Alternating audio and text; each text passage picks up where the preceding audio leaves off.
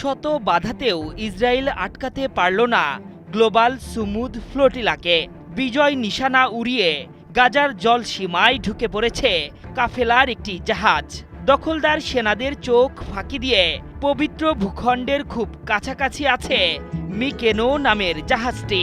Global Sumud ফ্লোটিলার live ট্র্যাকিংয়ে দেখা যাচ্ছে ইসরায়েলের বিপদ সীমা অতিক্রম করে বীর দর্পে এগোচ্ছে নৌযানটি।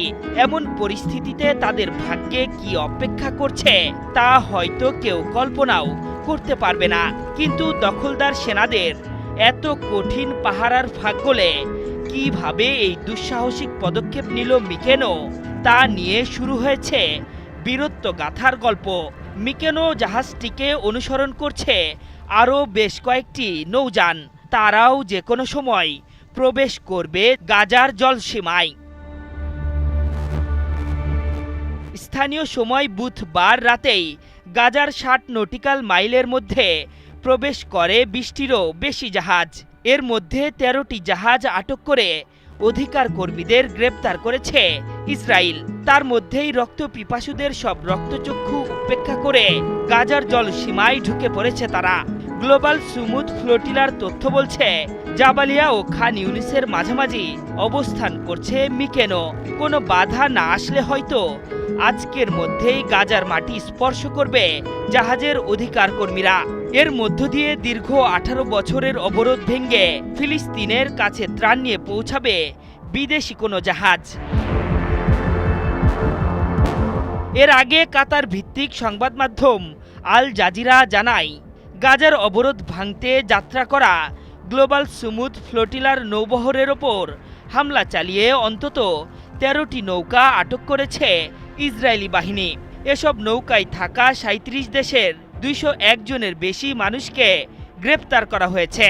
আটক হওয়া যাত্রীদের মধ্যে স্পেনের ৩০ জন, ইতালির ২২ জন, তুরস্কের ২১ জন এবং মালয়েশিয়ার ১২ জন নাগরিক রয়েছেন।